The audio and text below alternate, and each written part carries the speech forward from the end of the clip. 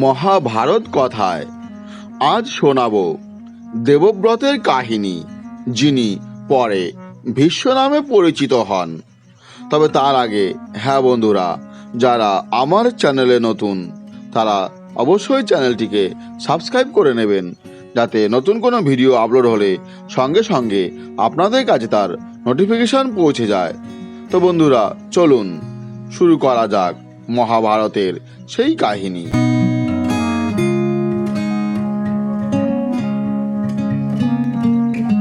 মহারাজ কুরুর 6 পুরুষ পরে জন্ম নেন প্রতীপ।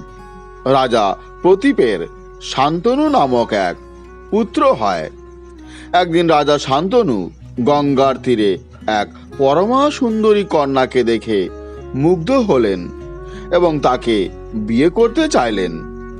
কন্যাটিও শান্তনুকে বিয়ে করতে রাজি হলেন, কিন্তু একটি শর্তে। তার কোনো কাজে বাধা দেওয়া হলে তিনি তৎক্ষণাৎ তাকে ছেড়ে চলে যাবেন। শান্তনু তার শর্তে মেনে নিয়ে সংসার করতে শুরু করলেন। তারপর রাজা শান্তনুর 7টি পুত্রের জন্ম হয়, কিন্তু ওই 7টি পুত্রকেই তার স্ত্রী এক এক করে জলে ফেলে দিলেন।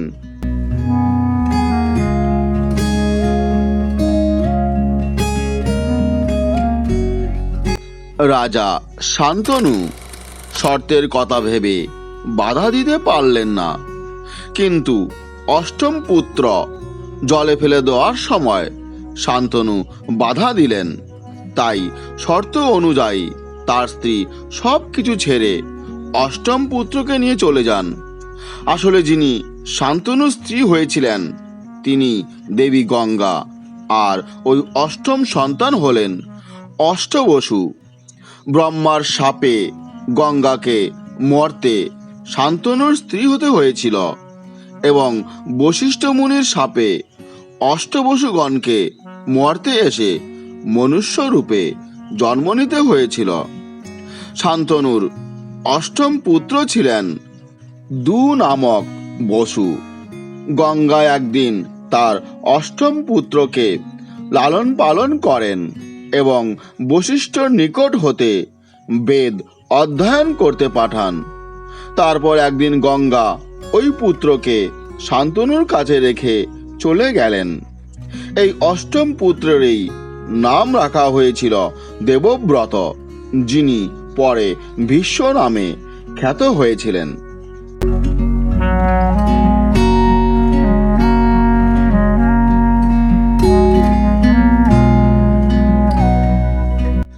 শান্তনু একদিন যমুনা তীরবর্তী বনে বেড়াতে গিয়ে মৎস্যগন্ধা নামক এক রূপবতী নারীর সন্ধান পান। ধীবরের কন্যা মৎস্যগন্ধা খিয়া পারাপার করতেন, অর্থাৎ তিনি পাটনি ছিলেন। মৎস্যগন্ধা সত্যবতী নামেও পরিচিত ছিলেন। শান্তনু সত্যবতীর রূপে মুগ্ধ হয়ে তার পিতা দাসরাজের কাছে গেলেন বিয়ের প্রস্তাব নিয়ে। সত্যবতীর গর্ভজাত সন্তানকেই রাজা করতে হবে, এই একটি শর্তে দাসরাজ মেয়েকে বিয়ে দিতে রাজি হয়েছিলেন।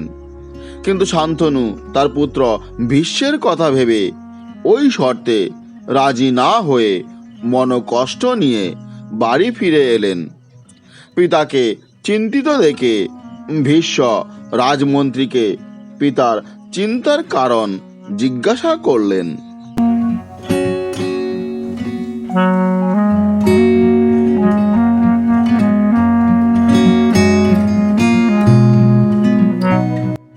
রাজমন্ত্রী ভীষ্মকে সব ঘটনা খুলে বললেন। তারপর ভীষ্ম দাসরাজের কাছে গিয়ে পিতার জন্য সত্যবতীকে প্রার্থনা করলেন এবং প্রতিশ্রুতি দিলেন যে সত্যবতীর গর্ভের সন্তানই রাজা হবে।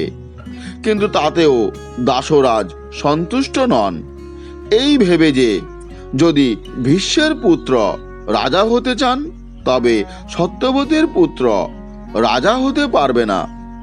তখন ভীষ্ম প্রতিজ্ঞা করলেন যে তিনি কখনো বিবাহই করবেন না। ভীষ্মের এই প্রতিজ্ঞা শুনে দেবগণ ও পিতৃগণ পুষ্প বৃষ্টি করতে লাগলেন। রাজা শান্তনু ভীষ্মের পিতৃভক্তিতে মুগ্ধ হয়ে তাকে ইচ্ছা মৃত্যুর বর দিলেন। তারপর সত্যবতীর সাথে রাজা শান্তনুর বিবাহ হলো।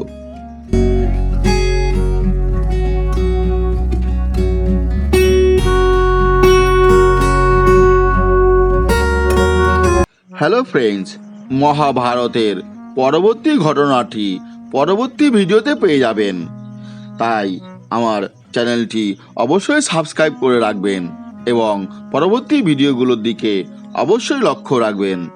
আজ এ পর্যন্তই।